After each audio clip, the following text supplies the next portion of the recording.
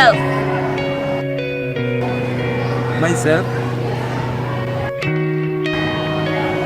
Themselves. Ourselves. Yourself.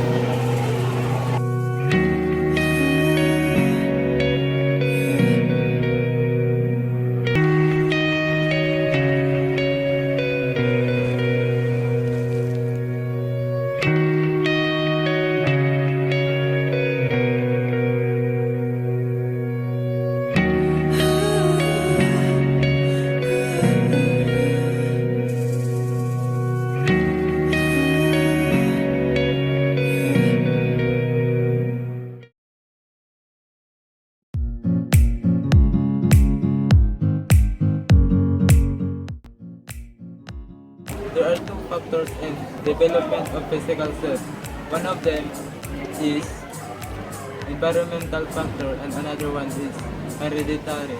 I think the dominant for me is environmental factor. Environmental factor, the physical self influence me through through the people that surrounds me. It can be attitude, values, and behaviors that are acquired from simply talking, interacting with the family, friends, and classmates. In my case, my family influenced my attitude towards life. My perspectives in life become wider and I try to fit or to adapt in the surroundings or in the environment that I will belong. So I become a strong person and become a better version of me.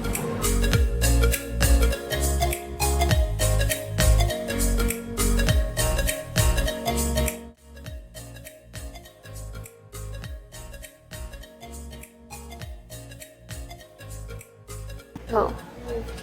There are 6 stages in human development.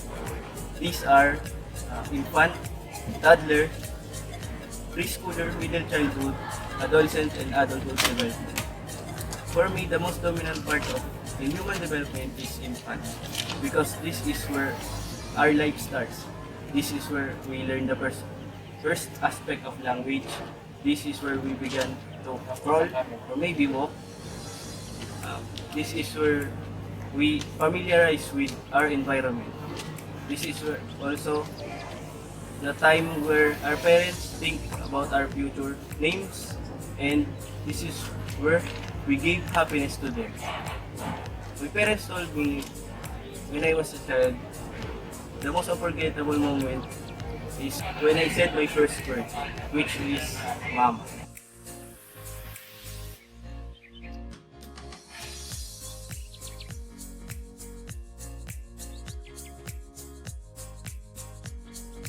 Theory of social self is based on the perspective that the self emerges from social interactions such as observing and interacting with others, responding to others' opinions about oneself, and internalizing external opinions and internal feelings about oneself. The self is composed of self-awareness and self-images, emerges through social interactions. Mead made several assumptions in proposing this idea. First, that the self develops only through social interaction. Second, that the social interaction involves the exchange of symbols. And third, that understanding symbols involves being able to take the role of another. Yourself and your notion of who you are, what you like, and what your personality, or etc. become constructed through being in the world, through reflection on those interactions, and so on. The self is developed as you age and grow. It's not something innately biological. For example, right now, I love playing volleyball and the game itself. But what influenced me in knowing the game is way back when I was in grade 5 when we moved to Mindanao. And I have their limited friends. One of the reasons is the language barrier. So back then, the youth there like to play volleyball. And I don't even know how to play it yet. But by interacting with them and the eagerness to have friends, I'm able to adopt and know how to play volleyball. It was a process and it is not easily done. They have to teach me the basics and it's up to me if I have the interest to develop it. So over time, after knowing the game, I started to like the game more and eventually become part of who I am today.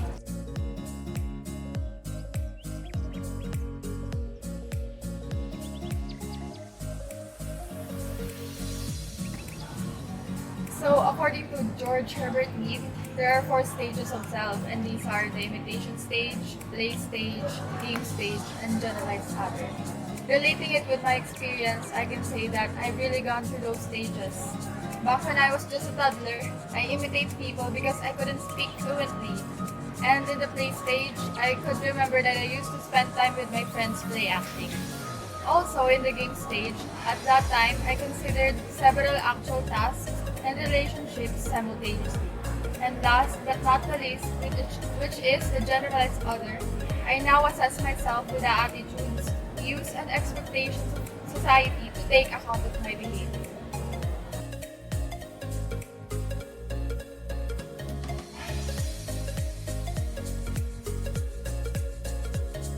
Well, according to George Herbert Mead, the self is formed within the society and is developed through social interactions. In the game stage, people's understanding of the self becomes more developed, and their actions are influenced by how the generalized other or the significant other expects them to do. With this, the concept of I and me were established.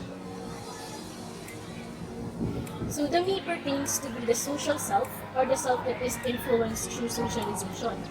The me is the awareness of how the generalized other expects us to behave. On the other hand, the I is said to be the response to the me, but it makes the sense of individuality wherein a person has the choice to act differently from what the society thinks. For example, I learned in school that cheating is wrong, but sometimes I couldn't avoid cheating. The me is saying that cheating is wrong, however, there are circumstances where I choose to do the opposite. And so the me is a society's rule or norms, while the I is the individual's response to what society thinks.